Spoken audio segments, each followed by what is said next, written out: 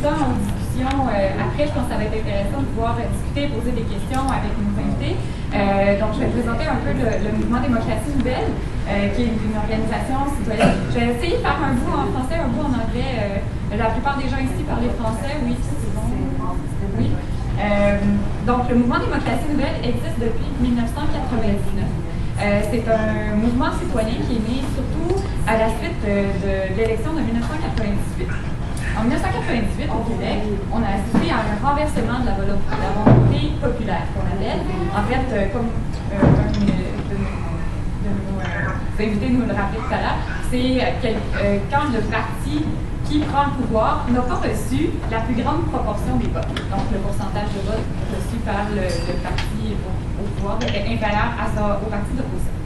Alors, suite à ça, il y a la mobilisation citoyenne qui s'est organisée et qui a créé le mouvement Démocratie Nouvelle pour essayer de mettre la pression pour qu'une réforme électorale ait lieu au Québec. Bien avant ça, dès 1902, en fait, il y avait déjà eu une campagne pour instaurer un mode proportionnel au Québec. Donc, ça fait longtemps que ça se parle.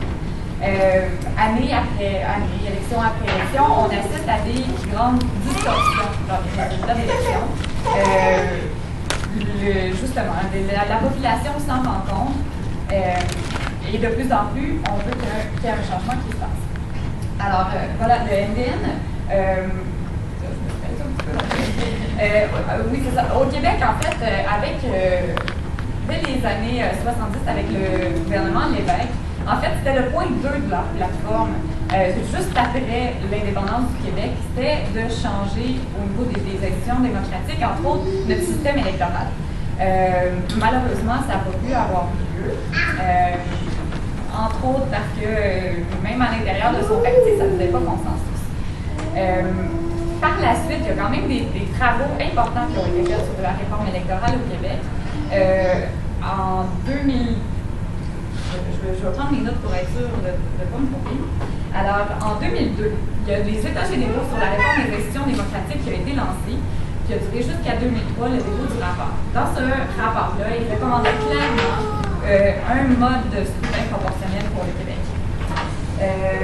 Ensuite, un petit peu plus tard, en 2004, ça a donné lieu, le gouvernement, ça a commencé durant le gouvernement péquiste, ensuite il y a eu une élection, le gouvernement libéral a reculé le flambeau et a déposé un avant-projet de loi qui visait à justement réformer le système électoral.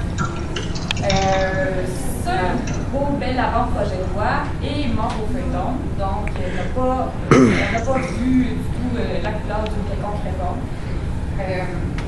Suite à ça, en fait, le directeur général des élections du Québec a lancé aussi de grands travaux sur ce thème-là. Il a lui aussi recommandé une forme de représentation proportionnelle pour le Québec. Il est même allé jusqu'à proposer un espèce de modèle, un modèle assez clair, finalement, de proportionnel mixte, compensatoire. Là encore, le rapport est très complet, très intéressant, mais ça n'a pas trop donné suite, même si dans la population, il y a tout juste un an, il y a un sondage qui disait qu'il y avait plus de 70% des Québécois qui étaient favorables à l'instauration d'un mode proportionnel.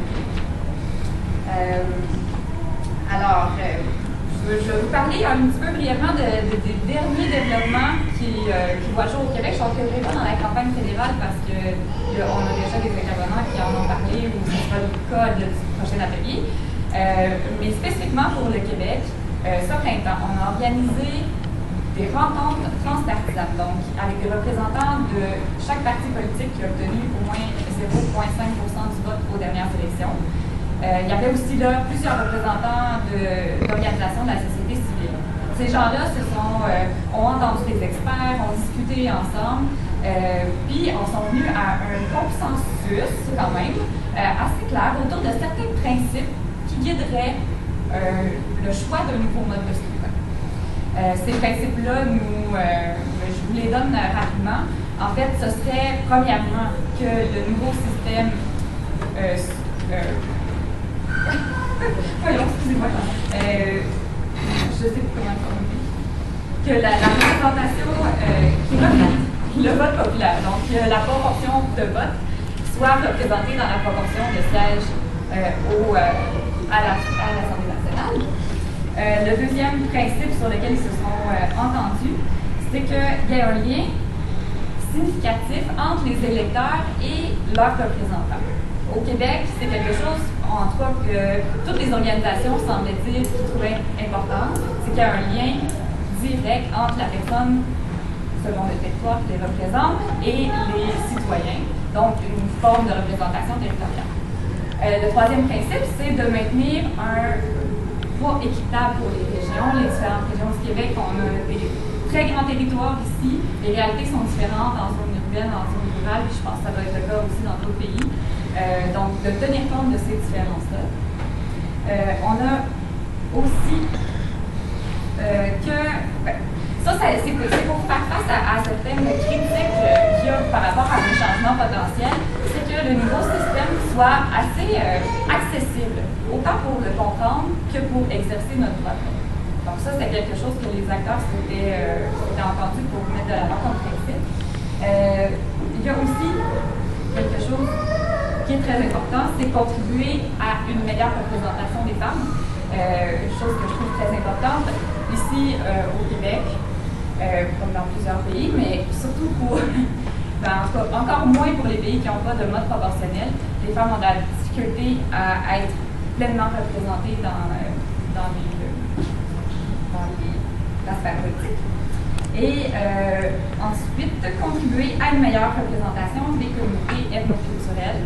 Et certains groupes nous ont dit aussi des jeunes, pourquoi pas, mais des groupes ethnoculturels. Dans la région de Montréal, c'est quelque chose qu'on entend beaucoup. Au niveau municipal, ça fait parler aussi beaucoup. C'est important que ces gens-là puissent aussi avoir leur représentation.